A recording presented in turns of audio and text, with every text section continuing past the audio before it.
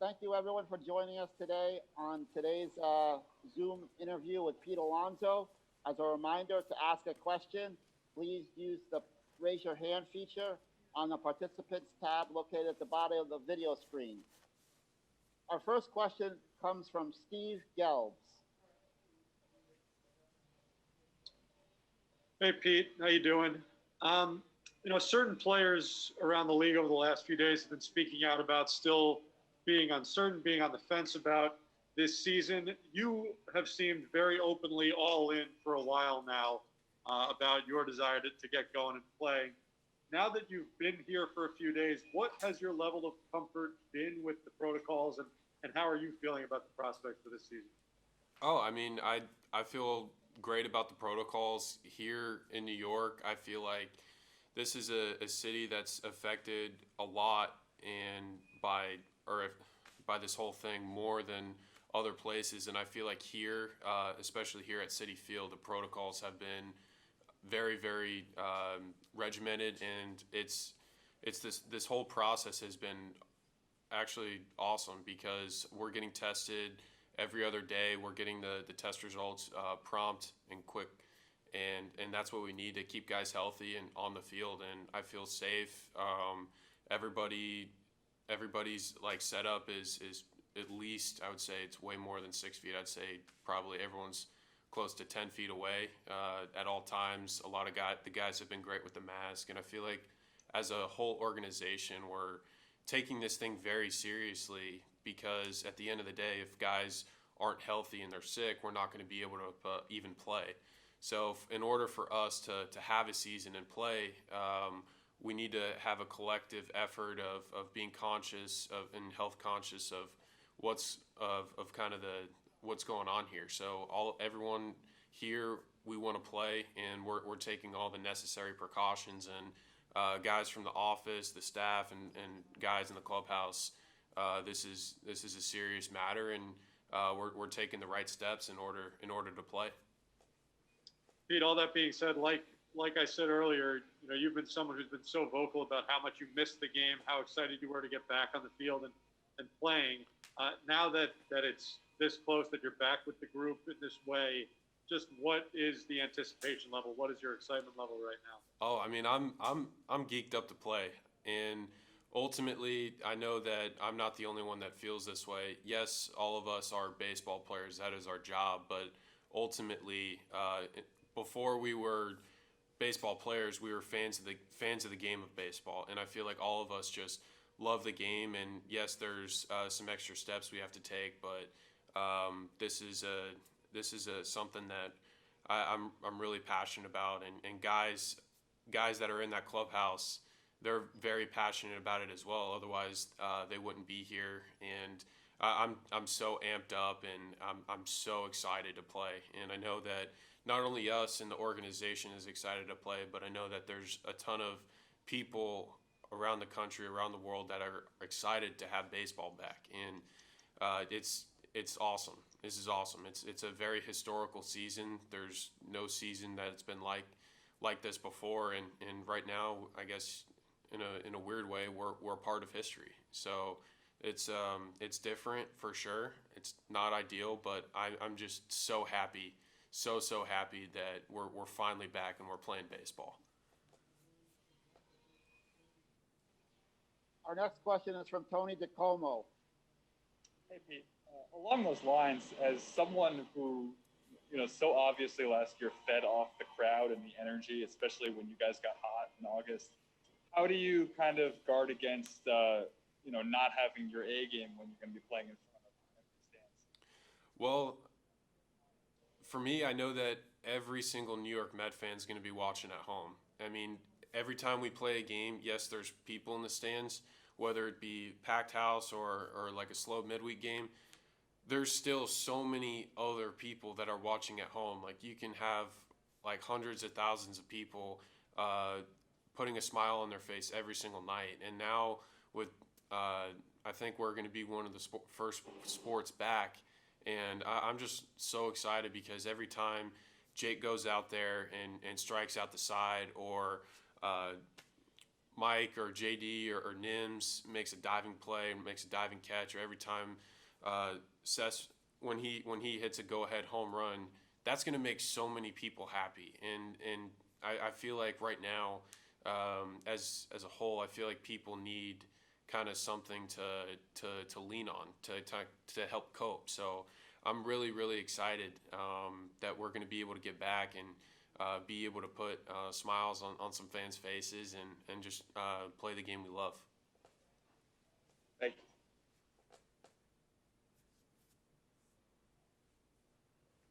Our next question is from Mike Puma.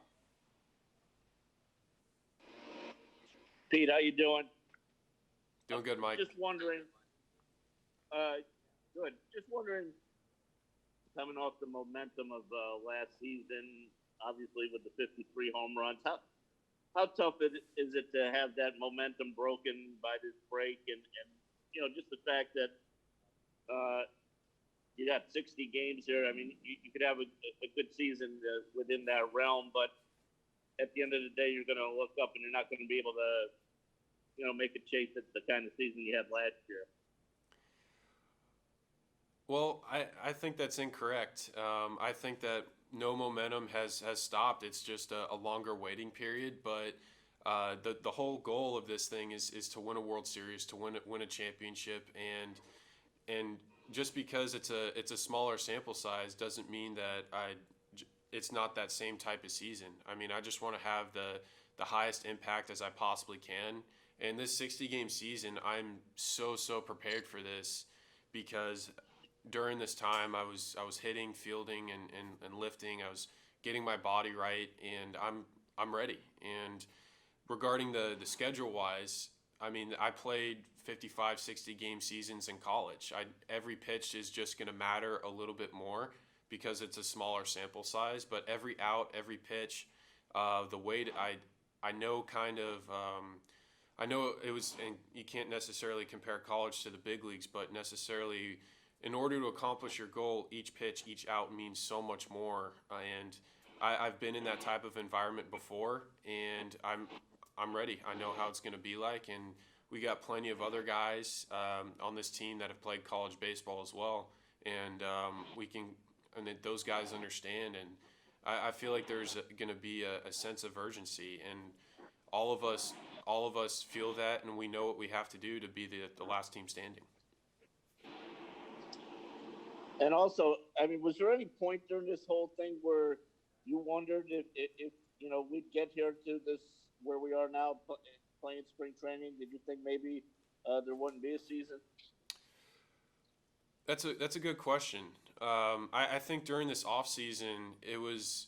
I mean, I was just like everybody else. I didn't know what to think. There was a lot of information out there on both sides, and for me, I just wanted to take every single day at a time because I didn't know what developments were going to happen. It's just I felt like I was in kind of like this gray area where I was just waiting, wanting, wishing, and waiting, and then finally baseball came back and we're here now. So I'm very excited, and for me, I didn't think that there wasn't going to be season, but I wanted to prepare myself for when we were to get the call, and physically I feel great, and now just need to see some pitching, take some reps, and get ready for this 60-game grinder.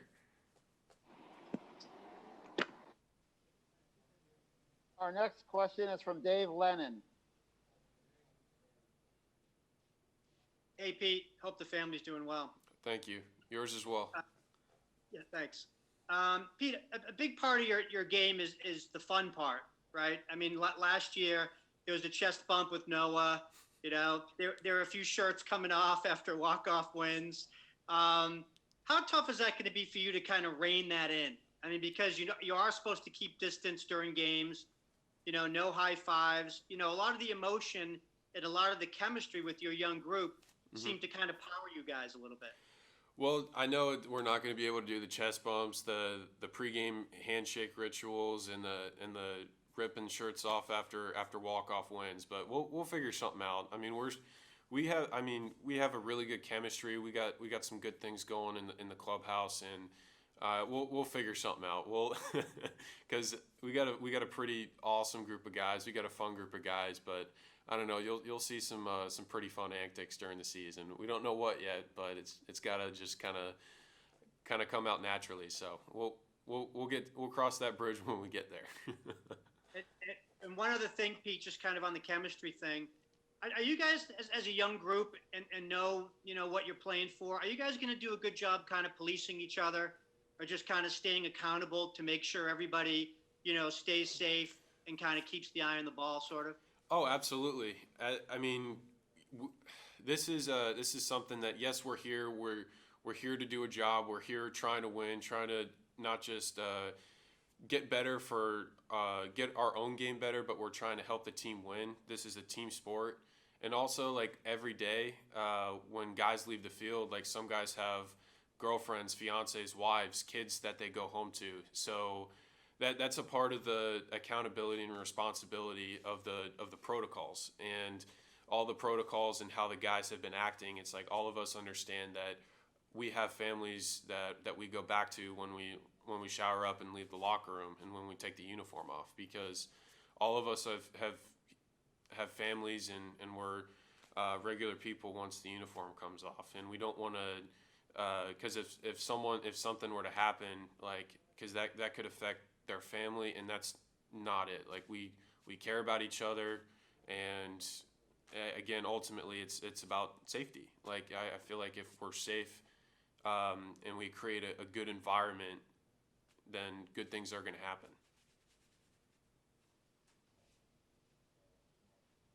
Our next question is from Ed Coleman. Hey, Pete. How are you? Doing good, Ed. You haven't had a chance, Pete, to be in the same lineup with Cespedes yet. I wondered what you thought about that moving forward, and what you think of him and what you've seen so far. I mean, he is just this absolutely incredible baseball player. I was fortunate enough to watch him play, like, coming up and seeing what he can do to a baseball and how he can just pulverize and just absolutely send a ball over the fence, all fields. Like, he's such a dynamic hitter. He can hit for power, hit for average.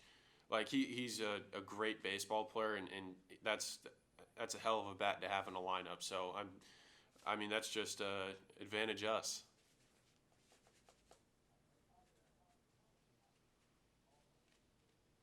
Our next question is from Tim Healy.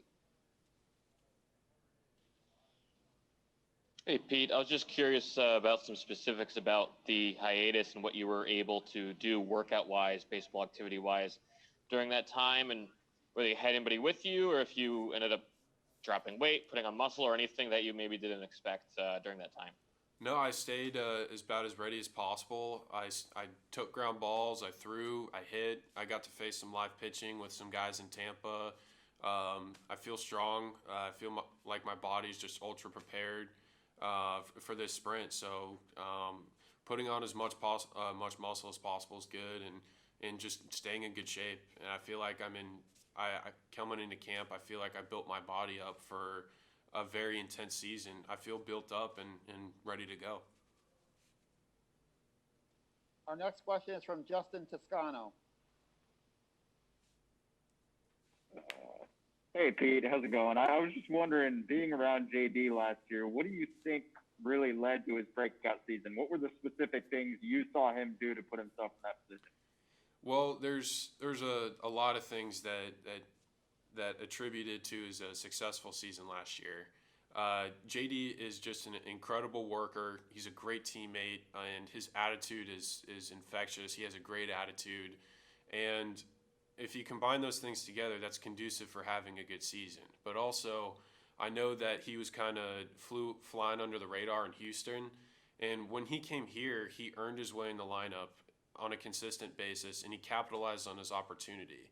And once he had a great sample size of at-bats, which he didn't have over there, like, once he came over here and the Mets believed in him and got him over here for a good chance, I mean, he did everything he could, and he deserves. I mean, kudos to him. He did everything he could in his willpower. Like, he's always in the video room, always studying opponents. Like that man creates his own scouting reports. He does an absolutely incredible job doing his homework, trying to dissect the opponent, the opposing pitchers, and also man can hit, and he looks in tremendous shape coming into summer camp, and I think he's poised for another hell of a year.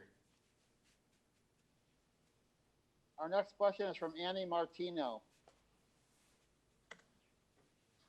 Hi, Pete. Nice to see you.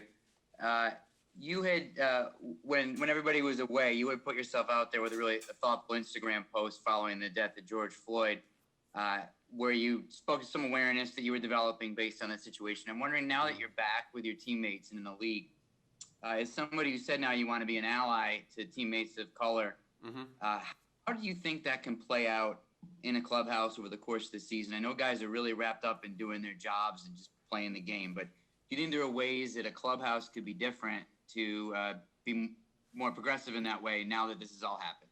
Well, for me, what happened to George Floyd is it's so incredibly tragic and just unacceptable. And because for me, I have friends of all type of races being in the game of baseball. Like, there's a ton of Latino guys, like African American guys, like, and seeing what happened to George Floyd, like, he, from what I understand, is that he's a family man. He's a really good guy, and for me, that could be any one of my teammates, and that could happen to one of my teammates. And like talking with Don Smith and Marcus, and then also one of my best friends in professional baseball, Justin Dunn, talking with those guys, educating myself on the matter, is that could happen to anybody because they face prejudices like throughout their entire life, and I want to educate myself and be there for them when things get tough, and I want to help spread awareness, and I stand by them because they're my friends and they're my teammates, and I'd run through a wall for those guys. So, and they're great people, and they don't deserve that. Our next question is from Mike Vaccaro. Hey, Pete, I'm curious what went through your mind the first time you took a couple of swings here again and launching a few balls into the far reaches of Citi Field? So the first day I was allowed to come back on the field, I walked on to my position at first base, and I was weird. I just put my hands on the ground just to feel the dirt, to make sure it's real. And just being here and being able to do and just play baseball, just do my job. I found just such a much higher appreciation for this game, for this opportunity, and I loved what loved what I do before, but now with this hiatus and everything that's going on, for me it's I don't know, I have this love affair for baseball, and it's just made my love for it grow even more. So I love the game. It means so much to me, and I feel like that I'm not the only one that feels that way. Baseball is so much more than a sport, not just us players and in the teams, but for so many other fans and fans of baseball around the world. So it's tremendous to be back. Our next question is from Tim Britton. Hey, Pete, good to see you. You were talking about kind of the chemistry you guys have, especially as a younger group. I was wondering what the communication was like between you guys during the last couple of weeks and months. What was the group chat like when you weren't together? Well, I got to see Dom every once in a while. I got to see Stro in Tampa because I got to see them doing workouts and stuff. When Stro would throw, I would stand in there. When he was Dom, obviously, me and him would hit and take ground balls together. But I got to talk to Nims and JD every once in a while, playing Call of Duty Warzone. So we'd play some video games, catch up, and stuff like that. And it was fun. And texted a couple other guys, had some exchanges, made a couple phone calls, but I know like the distances and not being around the guys was tough, but we made a lot of guys made an effort to reach out and vice versa. So we got a good chemistry going, and yeah, love those guys in that clubhouse, and I'd run through a wall for any of them. Our next question is from Katie Baker. Hi, thanks so much for being here, Pete. I'm curious, there's something especially memorable about watching like a special rookie season, I feel like as a fan, and I'm curious, what rookie seasons do you remember watching, whether it's baseball players or, other athletes that, kind of are memorable in your experience? Well, that's a good question. There's so many incredible performances, but growing up in Tampa, seeing Evan Longoria to become the player he has was awesome. David Price, and the guy across the street, Aaron Judge, in 2017, because when he was going off in 2017, I was in the Florida State League, and it's like, man, this guy just came fresh from the minors, and if he could do it, then he's kind of paving the way for guys like me to come and make an immediate impact. And it's really cool to see just all this stuff happen. And Lamar was awesome. I mean, he's an absolute animal. How he kind of just took over, earned that job. And God, there's so many people. But it's awesome. This whole thing is it's awesome. Great to be back. Our next question is from Tina Servasio.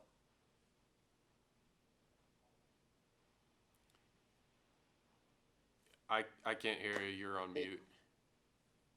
Tina, your line is open. Ethan, I think she's on mute. Yeah. 1, 2, 3. Can you guys hear me? Yeah, there we go. You can hear me? Okay, good. I've had a lot of problems today. Pete, you were talking about communicating with your teammates. What about Luis Rojas? I mean, this is your second year. Now you have a second manager. How did you communicate with him, and how are you kind of building your relationship now that it's been, started, stopped, and started again? Well, me and Louis, we talked. He would text me. I would text him. We exchanged multiple phone calls. And Louis and I mean, since I played under him in 2018, or in 2017, actually. Yeah. So I played with him, under him, 2017, 2018. So we have a really good relationship going into this thing. And I mean, it's I love having Louis because he's a very, very good communicator. He does an outstanding job of that. Being honest, being open, that's one of his huge strong points. And yeah, we stayed in constant contact. And when it comes to game time, I'm excited for him. He's got a hell of a lineup to put out there. He's got some great pieces. He's got some great bullpen guys. He's got a lot of weapons to use, and I'm really excited, and just excited to play for him again. Pete, thank you very much for your time today.